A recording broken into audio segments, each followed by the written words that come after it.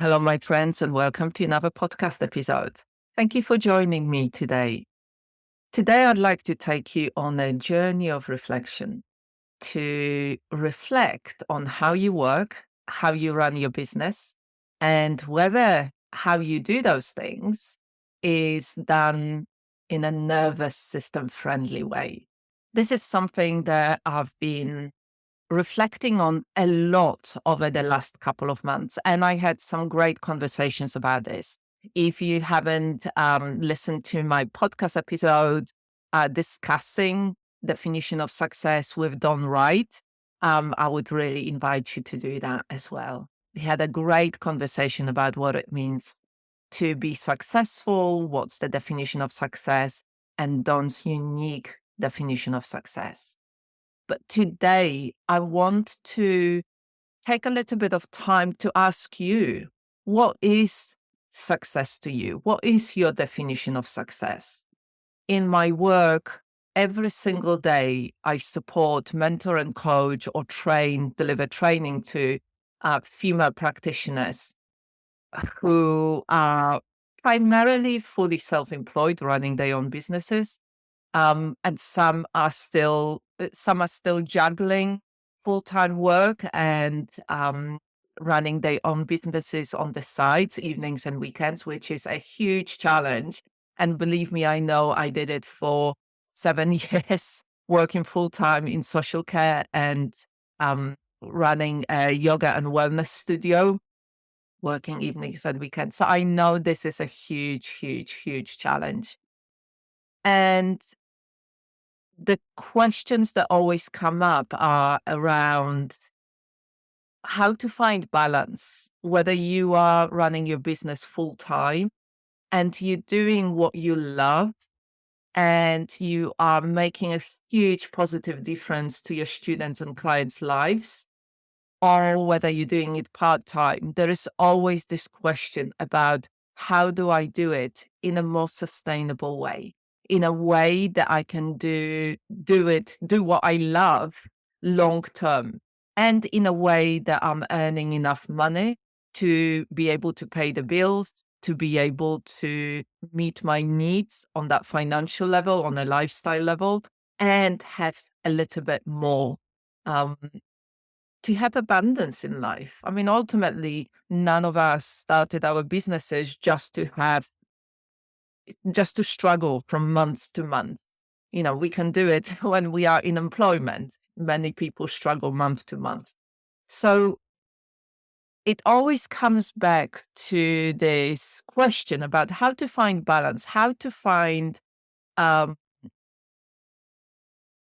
how to find or maybe create and build a business that is successful in our own terms. And I think there is a cue here that we need to come back into really reflecting and taking quite a good chunk of time to reflect on what is our definition of success. What is success to you?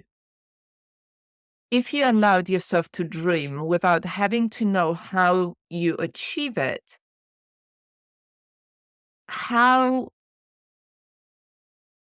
would your business look? How would your work look in your most soul aligned dreams?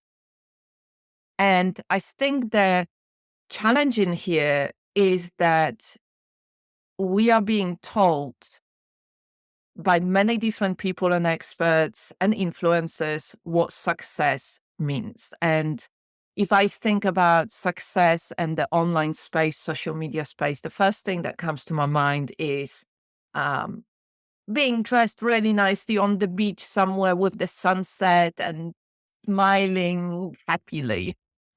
And being in a power suit and, doing a speaking TEDx talk. All of those kind of things. And, earning six figures. There is so much stuff out there around making it to six figures. And somehow the message is that when you hit those six figures, oh my God, that means you are successful. You made it. You've made it. And I've worked with women and men, and I know other practitioners who have hit that six-figure mark, and they are hitting burnout big time because they hustled and they strived and they sacrificed their health and they sacrificed their family and they sacrificed their well-being to just be able to hit that six figures. And when they get to six figures, it's so common. It's like I'm part of quite a few masterminds, and I've been um, doing a lot of programs around business over the last 10 years. I've seen so much of that it's like, I know I hit six figures. Now I can change how I'm working. Now I need to change to prioritize my well-being. And it's all good and well if your well-being stayed intact on that hustling and grind to six figures. But what if it hasn't? What if your well-being and your health has been impacted negatively? What if your relationships have been impacted negatively? It's a high price to pay for this definition of success as defined by other people. The six figures, six figures. And of course, what people don't tell you, and this is, I think, if not overt lying, it's not telling complete truth, is that six figures is a turnover. It's not that you earned it and you walked away. It's in your bank account. You know, people don't talk about the cost of running a business, the cost of collaborating and maybe having a virtual assistant, maybe paying for your website, maybe paying for the platform to host your course, maybe paying tax, maybe paying for your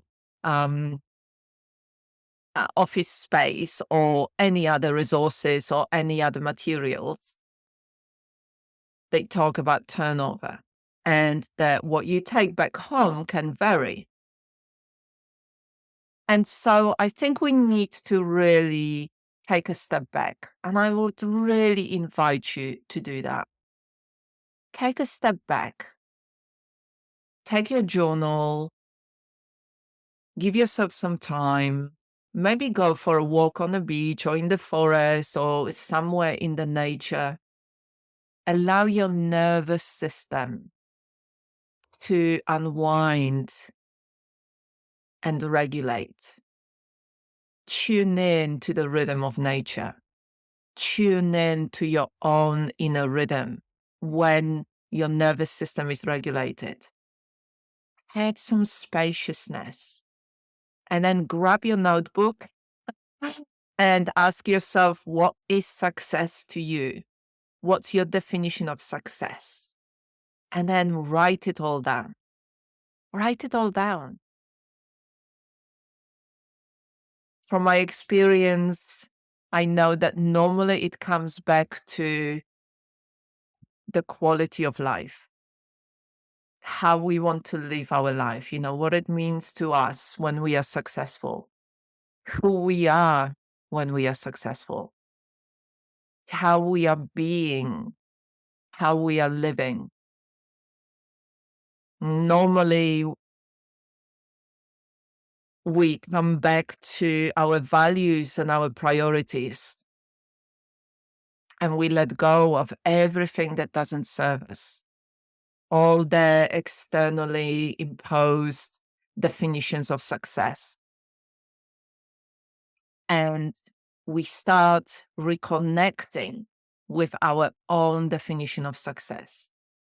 And we start reconnecting with certain states and ways of being. And those states and ways of being are accessible to us usually in this moment. We can choose to do that.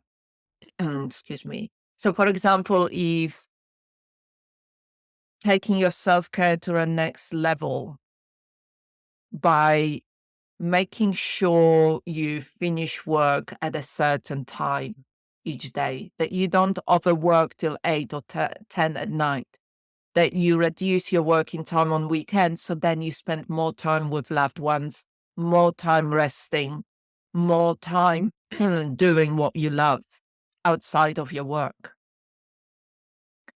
Then that's accessible to you right here, right now.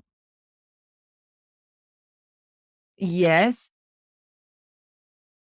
if your definition of success is six figures, there is work involved in it. But if you understand that self-care is really important for you, then that completely changes how you approach your work. That completely changes how you organize your weeks. That completely changes how you plan for your month, for your quarter, for your season, for your year. It means that you will approach it in a very different way. Yes, sometimes it might feel uncomfortable because if self-care is quite high on your list and priorities, and by the way, self-care and rest should be high on your list of priorities, if not the top of your list of priorities, because everything is based on that. Everything, every single thing. If you're not well, you can't focus, you can't do anything. If your self-care is important to you, you won't overschedule. You won't take too much than what you can handle. You will say no to projects or requests that are not aligned with your definition of success. You will start saying no to people, start doing people pleasing because your self-care is more important to you than external validation from other people, which also means that you have to abandon yourself. And again, the price that you pay for that is very high. If self-care is important to you and you really understand the value of it, you really understand that everything else is built on that. You will prioritize checking in with yourself on a daily basis, checking in what's really going on for you. So that's somatic checking in, and then acknowledging and honoring your needs, and then meeting your needs in an empowered way. And you will prioritize that. You might have heard me say that before. There is a long-standing joke about the social workers and social care workers and mental health workers and healthcare workers, that the worker looks so much worse than the client. A long-standing joke is there for a reason. I've seen it again and again over the years of working in social care. The expectation that people, the practitioners, will work all sorts of hours outside of the hours that they get paid for. I've done it myself for many, many years. Receiving emails from people 2, 3 o'clock at night or in the morning, as you will, 3 a.m., 2 a.m. And I always used to spot people who would crash.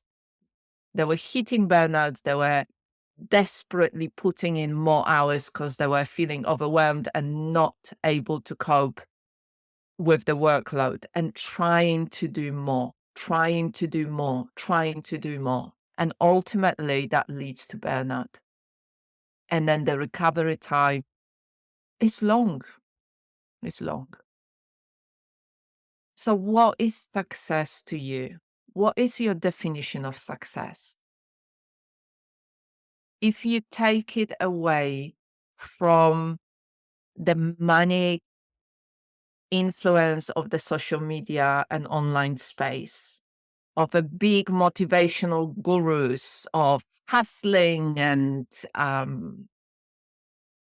make it happen or die trying, very masculine energy of pushing, striving, hustling, making it work, being better than others, and bring into this action oriented energy, masculine energy, a bit more feminine energy of reconnecting with your inner wisdom, of connecting with the flow, of connecting with inspiration, of finding spaciousness to allow your ideas to mature, of finding your own path, the path, the embodied wisdom path, as I call it, that is your path. If you think about the hammer and the very masculine kind of fire energy pushing through the walls, the water is different. Water, which is much more much more feminine energy, the water finds a way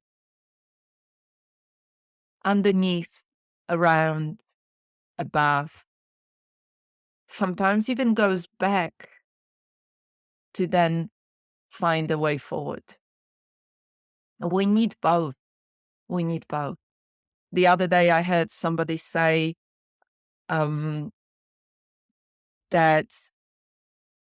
giving and receiving are two different states of consciousness, two different states of mind, two different states energetically. If you are always giving, which so many of us do because we care, because it's important, because we know the power of it, because we have a calling. We actually, when we give so much, we actually don't allow ourselves to receive. And receiving is the self-care, is the rest, is the allowing ourselves to reconnect with our soul and dream. I find being in nature very much a sense of receiving, of connecting with the energy of nature, with a thing that is real. You might know that I absolutely love Gabor Mate and his work, and this understanding that the world is mad. Many of the structures of our society are just unsupportive of most of us, based on patriarchal principles, not supportive of women, not supportive of anybody who doesn't fit into this masculine go-getter personality. And so our own power lies in being able to take our power back, decide for ourselves, what is the success for you? How do you want to work? And I had a conversation yesterday with somebody on my early morning walk with Oscar. And we were talking about this, and it's this lady is retired now, but she was self-employed and she had her own business for many years and also worked for other people. And we were talking how amazing it is when you work for yourself. You can decide how you're going to organize your business. What's the model you're going to embrace? What are the offerings that you're going to create? There is so much creation. There is so much inspiration. There is so much opportunity. opportunity to create, opportunity to find your own voice, opportunity to collaborate with others that you resonate with, opportunity to have the most amazing conversations, something that I love in my trainings and in my podcast and the collaborations that I do with others. And so really bringing it back, bringing it back. And the other piece in here, obviously, is about your state of being. Like what you want to create is one piece, and the other piece is who do you need to become to achieve your definition of success? Who do you need to become? What qualities or ways of being do you need to cultivate and embody?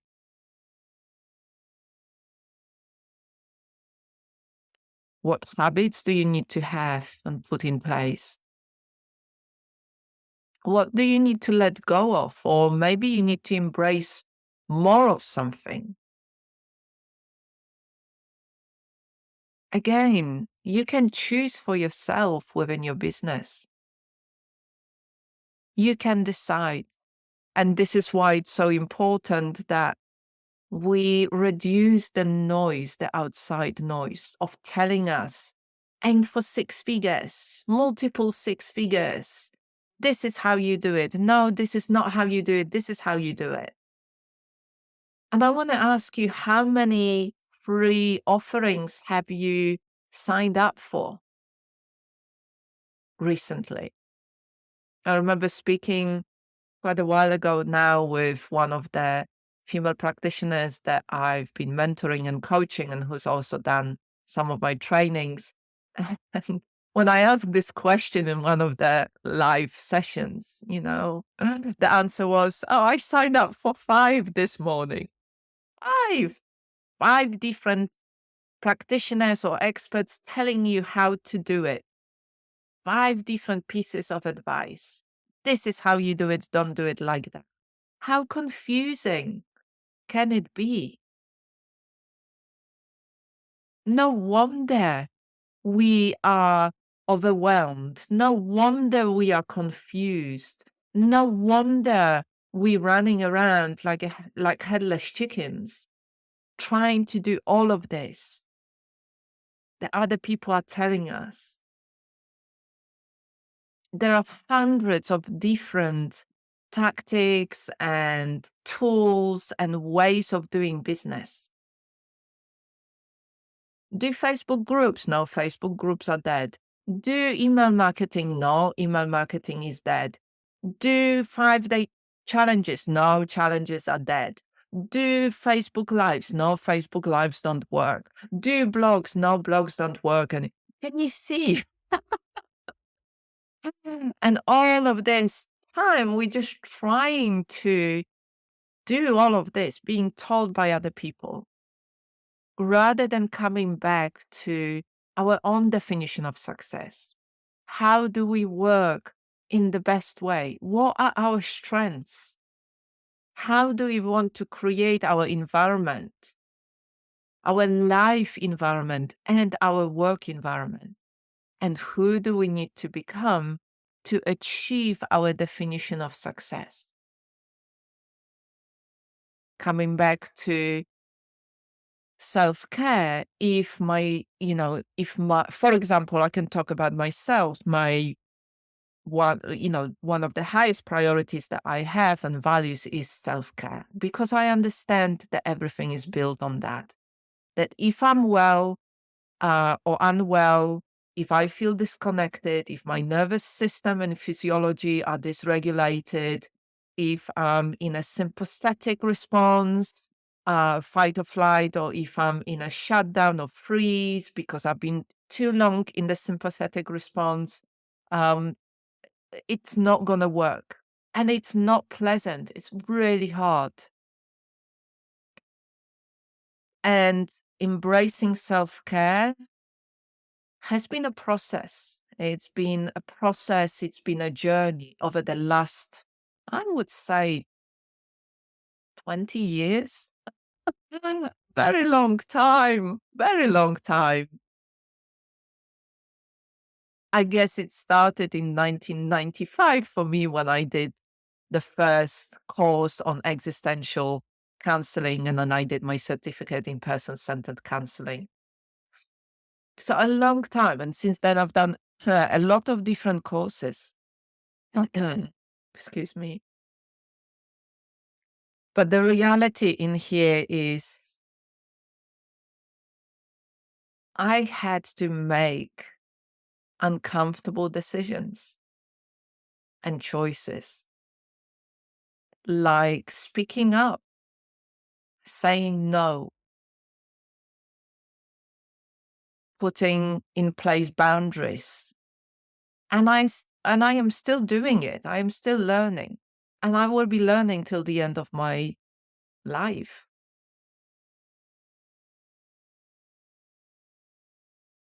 Letting go of things that serve me, letting go of things that no longer I want to have in my life. And at times getting caught up, just like everybody else, every other human being, in doing things I said I wouldn't do before, but less and less. And embracing this new way of being.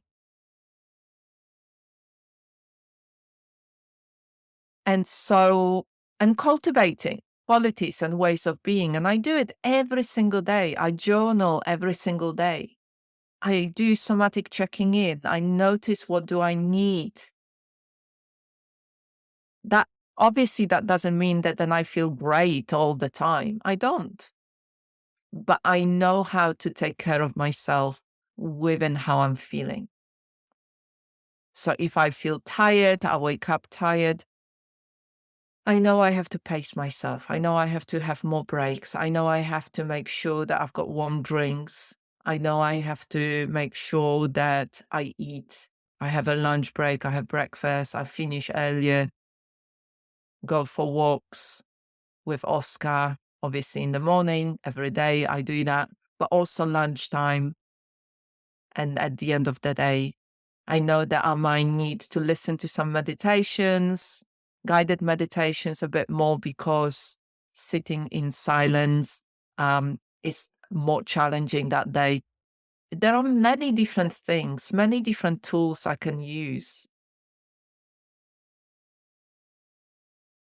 And when we are choosing, I'm sure you know that if you work with the nervous system, we are shifting to this part of our brain, prefrontal cortex, conscious choosing, rather than doing what we've been conditioned to do throughout our life. And it's uncomfortable at times, takes us outside of our comfort zone.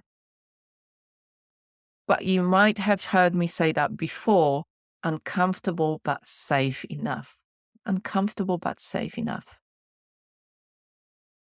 Growth and change is uncomfortable, but we can make it safe enough. And this is why, right at the beginning, I ask you, is the way that you work and your business nervous system friendly? Your nervous system friendly, not your clients.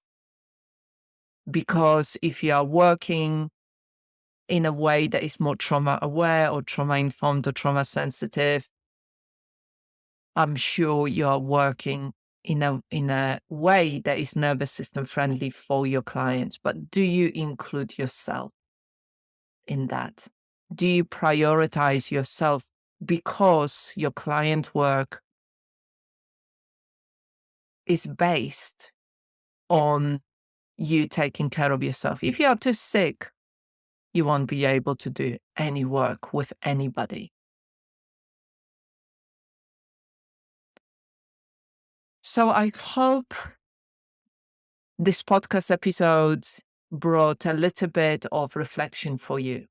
I hope it brought up some questions and some insights.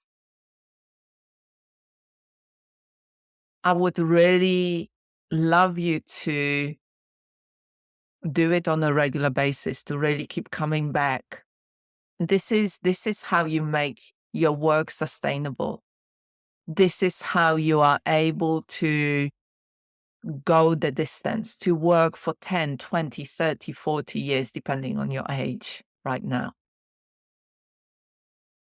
This is how you can embrace fully who you are and bring it into your work for the benefit of others, for the benefit of your communities, for the benefit of your family, your loved ones, without having to sacrifice one for the other.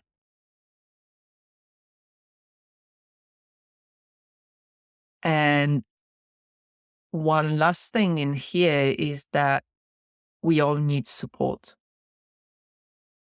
We can't do it on our own. So find some support that is right for you. Find a coach or a mentor and a group of people that really you resonate with and that help you grow, learn, and heal. That help you become the best of you without having to tell you, this is how you should be, because this is right, and this is how you shouldn't be in order to belong to this group.